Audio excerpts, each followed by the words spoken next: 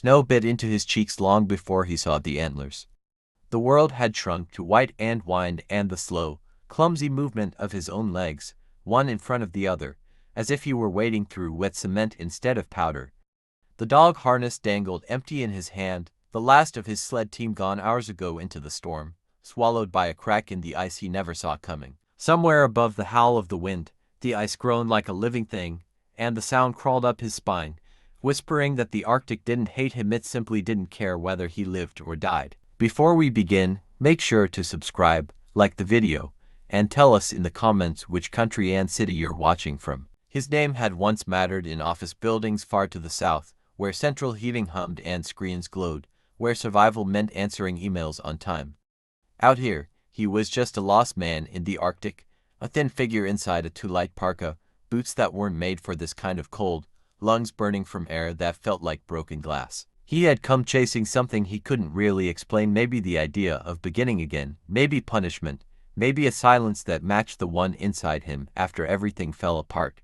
Now all he wanted was one more breath that didn't hurt, and one more step that didn't feel like the last. The blizzard had started as a curtain and turned into a wall, a spinning white prison with no corners and no doors. His eyelashes stuck together with ice, and each blink felt heavier than the last.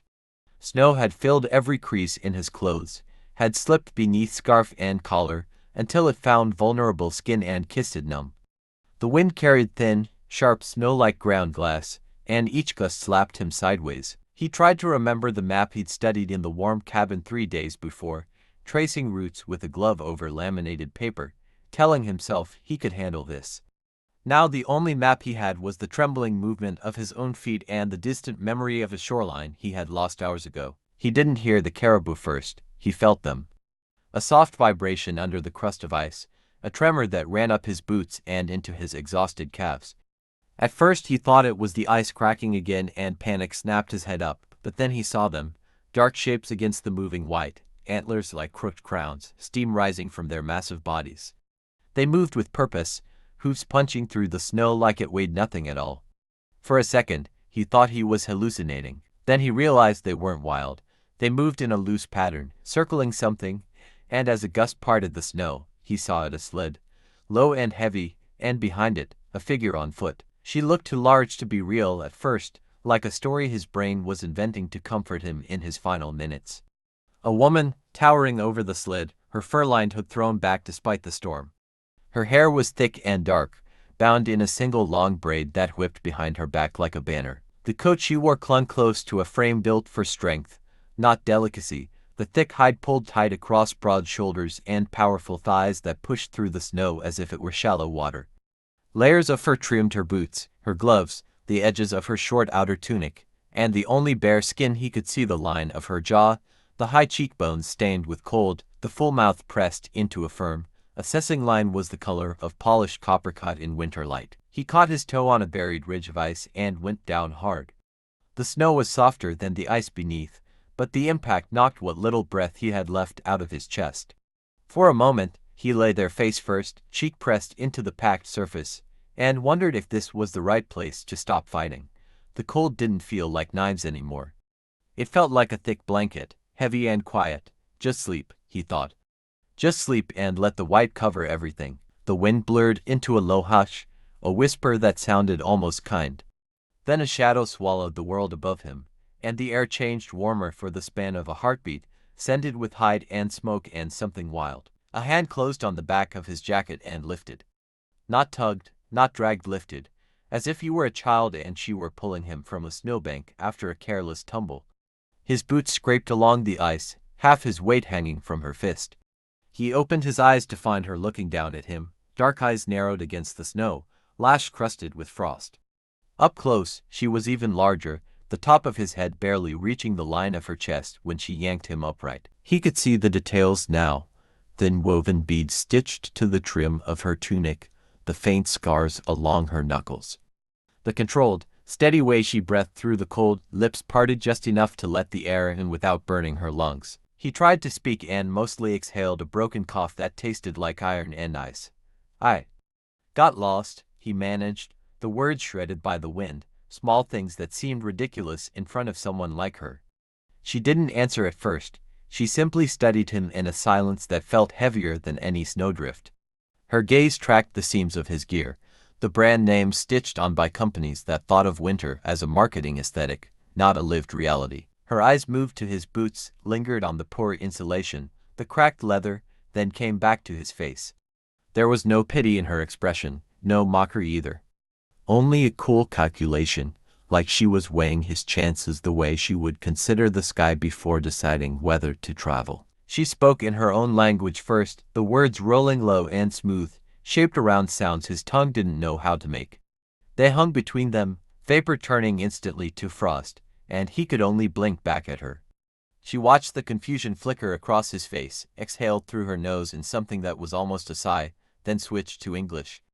The accent wrapped around the words like fur around a blade. "You walk alone," she said, voice deep for a woman, threaded with something steady as stone. "No dogs, no shelter, no sense." It should have sounded like an insult. Instead, it felt like a diagnosis, a simple list of facts read aloud by someone who had already moved on to the solution. He might have bristled once, back when he still believed his decisions held weight, back before the divorce papers slid across the table, before the job he gave everything to replaced him with a younger name and a smaller salary. Out here, there was no ego left to defend, only the ache in his legs, the fire in his lungs, and the slow, creeping numbness working its way inward from his fingers and toes. "I thought I could handle it," he said, and the words sounded thin to his own ears, like excuses made by a teenager caught out after curfew. Some part of him waited for her to turn away, to gesture to the pale horizon and leave him to the choice he'd made. Instead, she stepped closer, so close he could feel the heat trapped in the layers of her clothes radiating outward, chasing the cold from the air between them.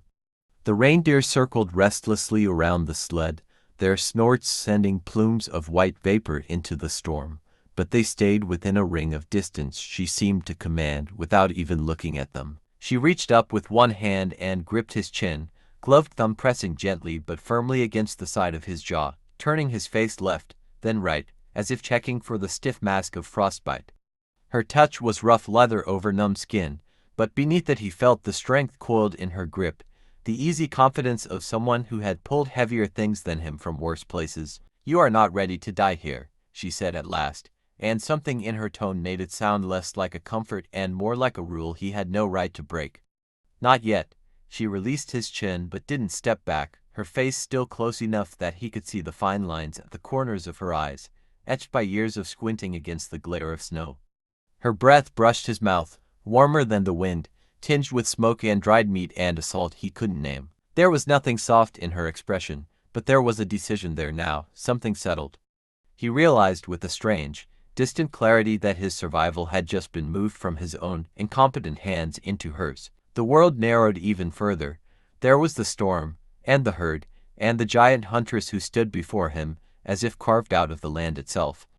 The roar of the wind fell away into a muted rush at the edges of his hearing.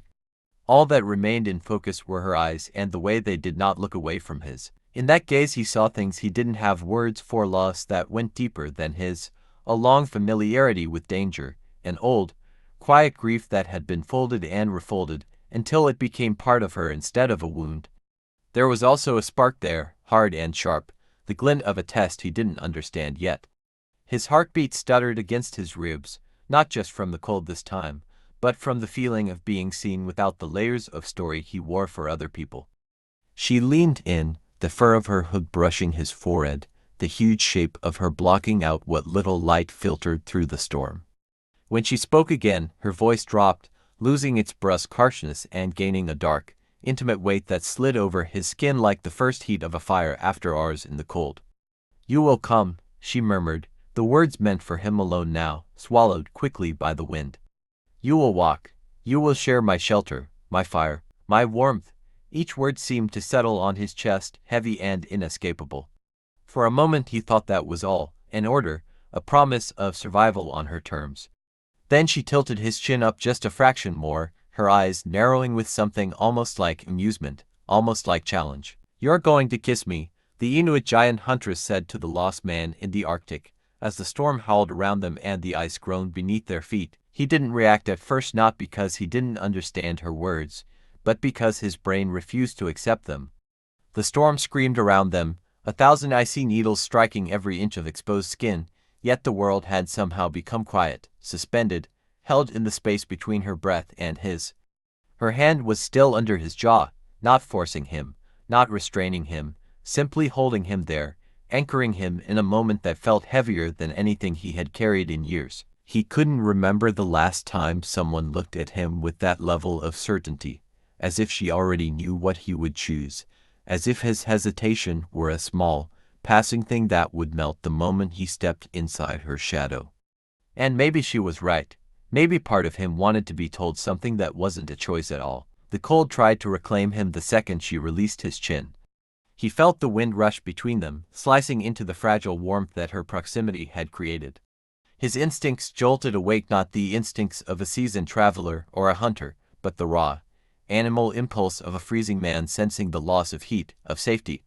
His hands trembled, but not entirely from the cold. Part of him feared what she meant, feared the weight of intimacy she demanded, feared the way her eyes held a question he was not sure he had earned the right to answer. And yet another part, a part buried for years beneath disappointment, divorce papers, failures he never said aloud, leaned toward her unconsciously, as if drawn by gravity rather than desire. She noticed, of course, she saw everything. A faint tilt of her head, a breath drawn slowly through parted lips, a narrowing of her eyes that suggested not surprise but acknowledgement, as though she had expected this exact response from him. She stepped closer, closing the small space between their bodies, and the warmth radiating from her clothes seeped into his frozen layers like a slow-burning ember. Her height had already overwhelmed him in the storm, but now, face to face with her chest rising just above his eye level, he felt the size difference in a visceral way, her steadiness against his trembling, her layered strength against his near collapse, her breath steady while his shuddered out in erratic bursts.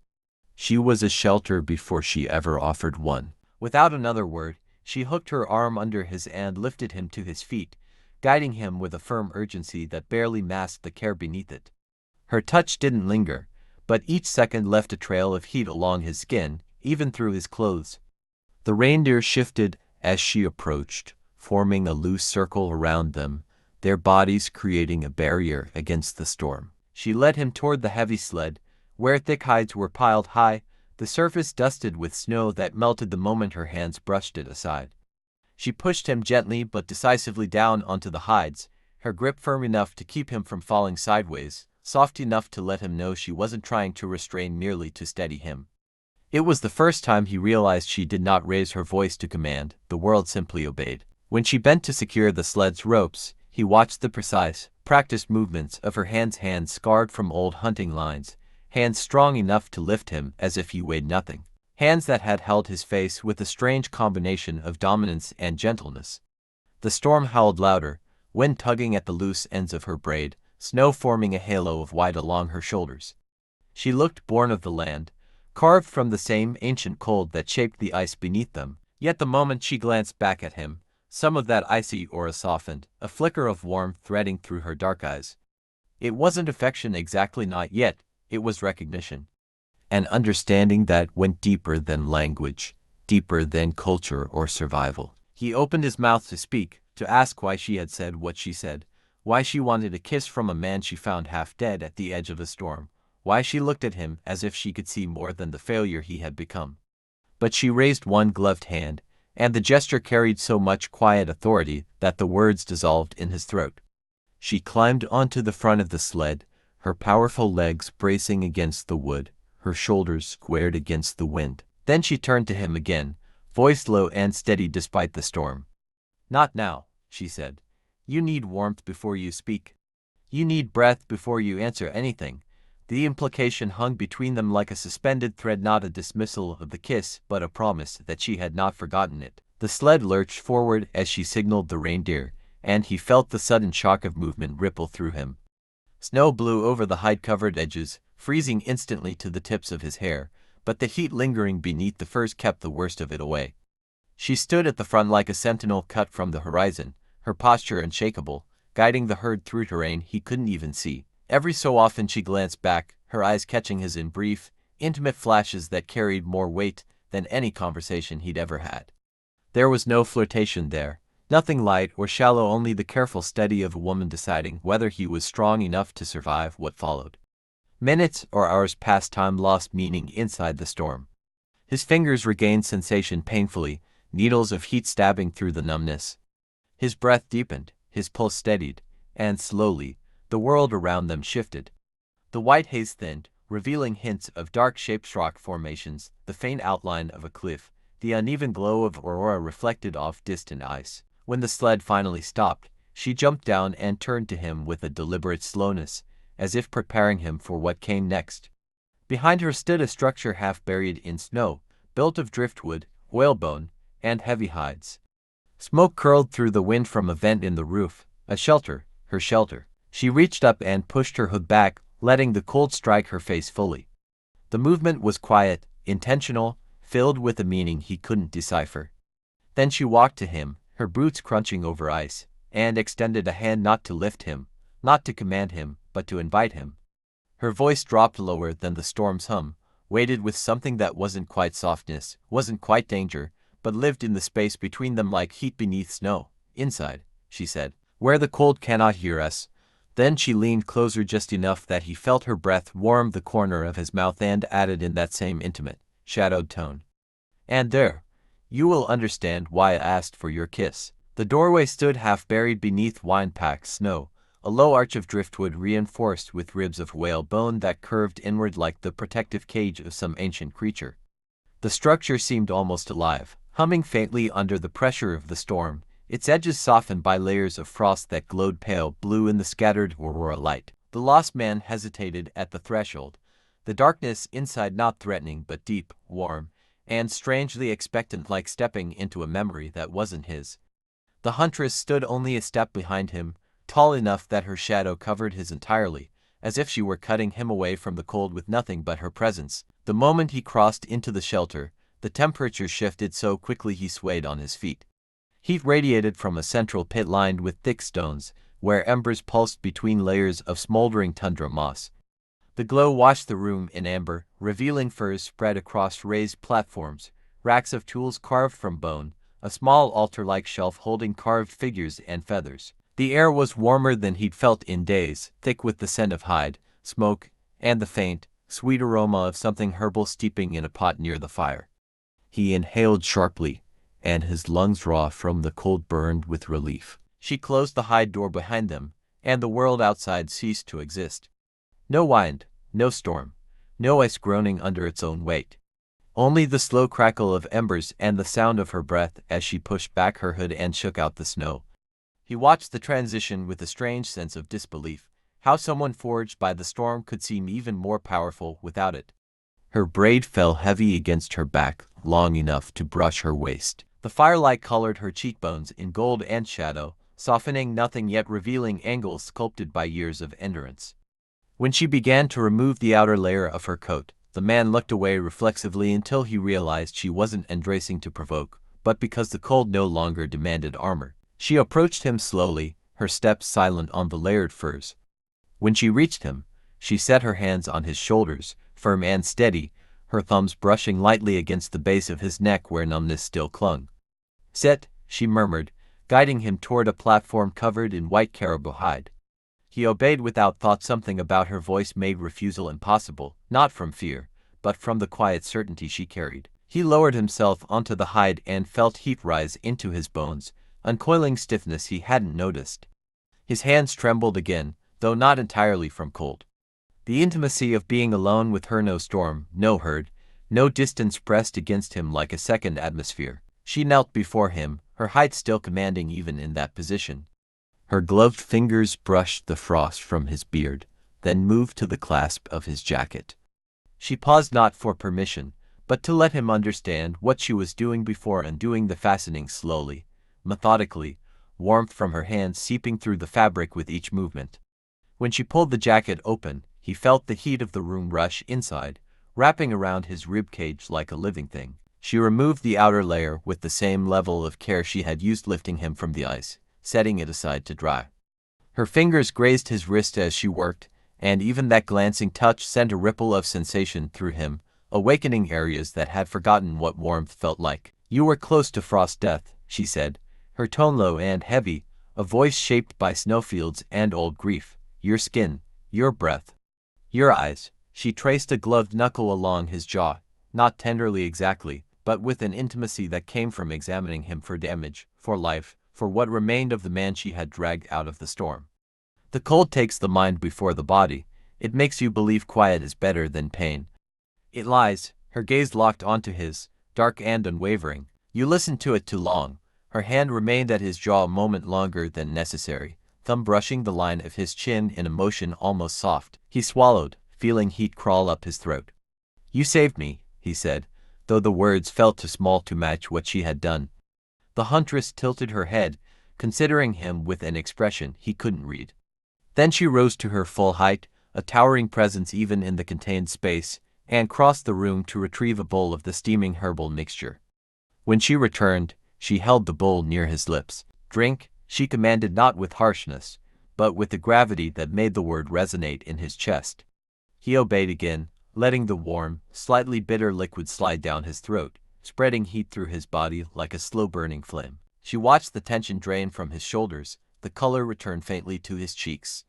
Only then did she lower herself to sit beside him on the platform, the furs compressing under her weight.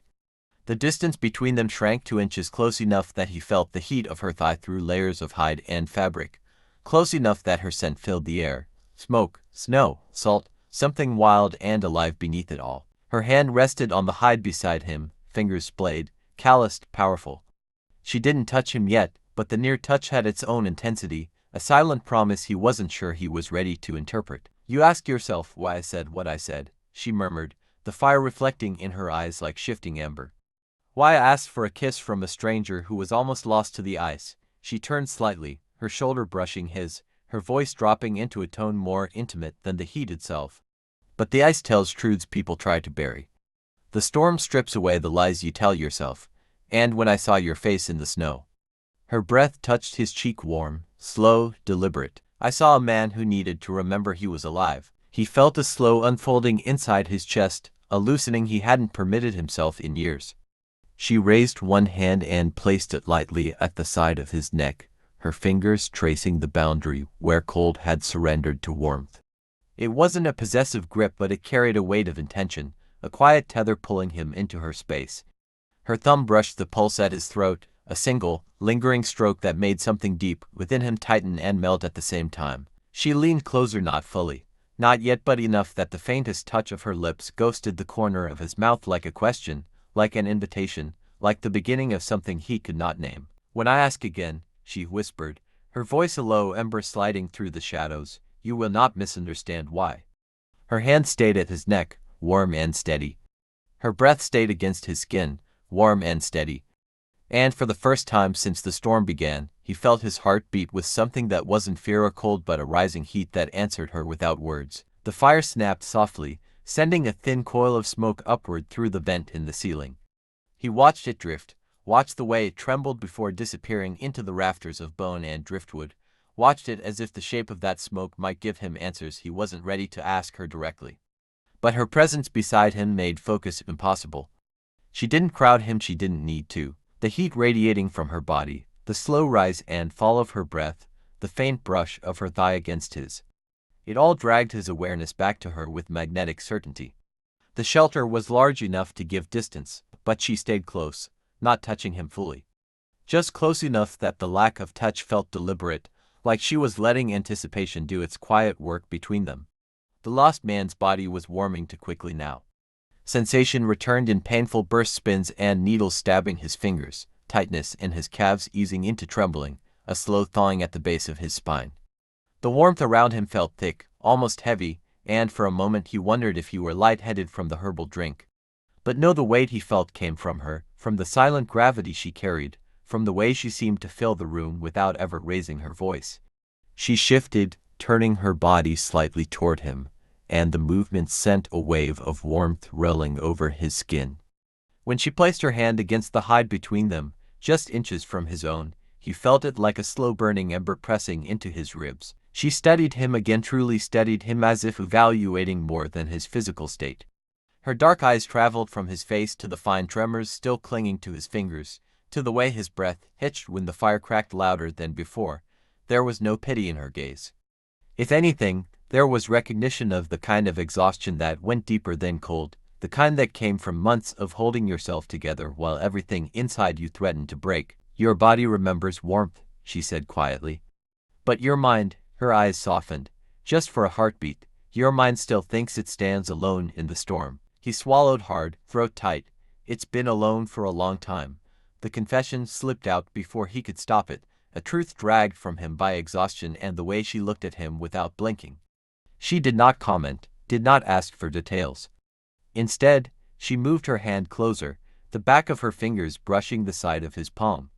The touch was feather-light, almost hesitant, and yet it shot through him like a spark meeting dry tinder. His breath caught, not from surprise but from the sudden certainty that she knew exactly what she was doing. He turned slightly toward her, and the closeness doubled, their shoulders brushing. Even that small contact felt like stepping from shadow into fire. Her fingers traced the side of his hand again, slower this time, lingering just enough to let him feel the softened leather of her gloves and the warmth beneath. She leaned in, her shoulder pressing against his with purposeful weight, her breath brushing the hollow beneath his ear. The air grew heavier, thicker, as if the very walls of the shelter had leaned closer to listen. "You fear warmth," she murmured, voice husky with something deeper than cold. Not the cold, not the storm. Warmth, connection, survival shared instead of survival alone. Her lips hovered near his skin close enough that he could feel the shape of each word against the sensitive edge of his jaw. "And yet you came to the Arctic, searching for something you would not name." He shut his eyes against the pull of her voice. He wanted to deny it, to tell her he was simply lost, simply running from things he no longer wished to carry. But that, too, would have been a lie the storm had stripped from him long before she arrived. When he exhaled, it trembled, a sound that betrayed more than he meant to. "Maybe I was searching for a place where silence made sense," he said. "Where no one expected anything." She hummed softly, a low, resonant sound deep in her chest. "The eyes is honest," she said. "But it does not care for you, not the way a person can." She reached out then, not with caution but with certainty, and placed her hand at the side of his neck. The warmth of her palm scorched through him. Her thumb brushed the pulse beneath his skin in a slow, deliberate arc, grounding him, claiming his attention with the simplest possible gesture. He leaned unconsciously into her touch, and she accepted it without shifting away. Her other hand came up to rest lightly on his knee, not possessive, not demanding, simply there, heavy enough to remind him of her strength, steady enough to remind him he was not drifting anymore. He opened his eyes at the exact moment she leaned closer. Her face filled his vision, the angular beauty of her cheekbones, the dark lash dusted with flakes of melting frost, the subtle curve of her mouth softened by firelight. Her lips hovered half an inch from his, close enough that he felt the warmth radiating from them, close enough that he could almost taste the faint salt and smoke of her breath. She didn't close the distance, she let it ache, let it throb between them like a pulse they both felt but neither broke. Her voice came out low, intimate, a whisper shaped directly into the space between their mouths. "When I take a kiss," she said, "it is not for play, not for curiosity, it is for truth. For heat that cannot live in the cold alone." Her thumb at his throat pressed lightly, guiding his chin upward, not forcing, inviting, with the weight of a woman who expected to be answered honestly. "Tell me," she murmured, her lips brushing his, barely a ghost of contact, "are you ready to remember heat without fear?" The question filled the entire room. He breathed out slow, uneven, and when she didn't move away, when her breath lingered against his mouth as if waiting for his answer, he felt something inside him break open, not with pain but with release. The kind of release that comes from no longer pretending, no longer holding back, no longer standing alone on a frozen ridge pretending not to shake. His hand lifted hesitant but real, and his fingers touched her jaw, her eyes closed, slowly, deliberately. The fire cracked, the shelter breathed, and the distance between them shrank to nothing but the thickness of a heartbeat. When his fingers reached her jaw, the world seemed to fall silent around them, not because the storm outside had stopped, but because the warmth inside the shelter rose like a tide, drowning out everything except the shared breath between their mouths. Her skin was warm under his touch, the heat of someone who belonged to the land, someone who carved her own fire in a place that froze most hearts on contact. She didn't move toward him immediately. She let him touch her first, let him decide whether to follow the call she had placed before him. Her breath brushed the corner of his lips in slow, steady waves, each one weaving into the next until he no longer knew where his exhale ended and hers began. She opened her eyes, then dark, steady, ancient in a way that made him feel seen not just for who he was, but for everything he had tried so hard to bury. And instead of softening at his touch, she grew still beneath it, like a hunting dog scenting the air before choosing its path. The huntress did not lean into affection lightly. She accepted it the way she accepted storms and wounds, with deep consideration, with the expectation of truth. Her hand on his neck tightened just slightly, her thumb stroking the line of his throat in a gesture that was as intimate as anything he had ever felt, as if she were reminding his pulse to beat stronger. He leaned in slowly, part instinct, part surrender, part desperate need not to return to the coldness he had known inside and out. Their lips brushed once, a brief, trembling contact that was not yet a kiss but the outline of one, the shape of permission. It was shockingly warm, unbearably human.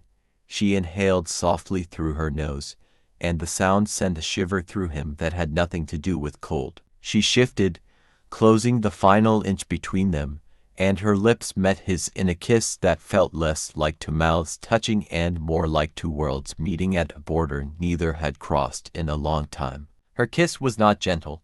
It wasn't harsh either, but it carried weight, purpose, a heat that grew steadily with each moment their mouths remained pressed together.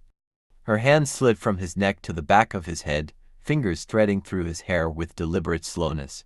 She deepened the kiss just enough to make him gasp against her mouth, her breath filling the space his exhale left behind. He felt her strength in the kiss, the steadiness of someone who carried storms in her chest, the restraint of someone who could shatter him if she wished but chose instead to pull him closer with measured intent. She kissed him like someone claiming truth, not possession.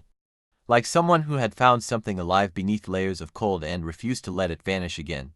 Her other hand remained on his knee, a grounding weight that anchored him in the moment, reminding him that this warmth was real, not a hallucination born from frostbite and longing. When she finally pulled back, it was by inches, her lips hovering over his, her breath mingling with his in thick, heated clouds that rose and dissolved in the low light of the fire.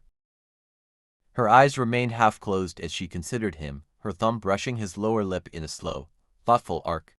"Good," she murmured, voice low enough to curl along the base of his spine. "The ice whispered lies to you. It told you that you were alone. That you were fading." She leaned forward again, her forehead resting briefly against his, her breath warming the bridge of his nose. "But your heart remembered heat. It remembered courage." Her fingers tightened in his hair with a soft pull that sent a warm, electric tremor down the center of his chest. "And you answered." She rose slowly, her towering form illuminated by the fire in shifting shades of copper and amber. She looked down at him, and for the first time, there was a softness in her posture, a subtle lowering of her shoulders, a vulnerability hidden beneath layers of command. She extended her hand to him, palm open, waiting, not as a demand, as a choice.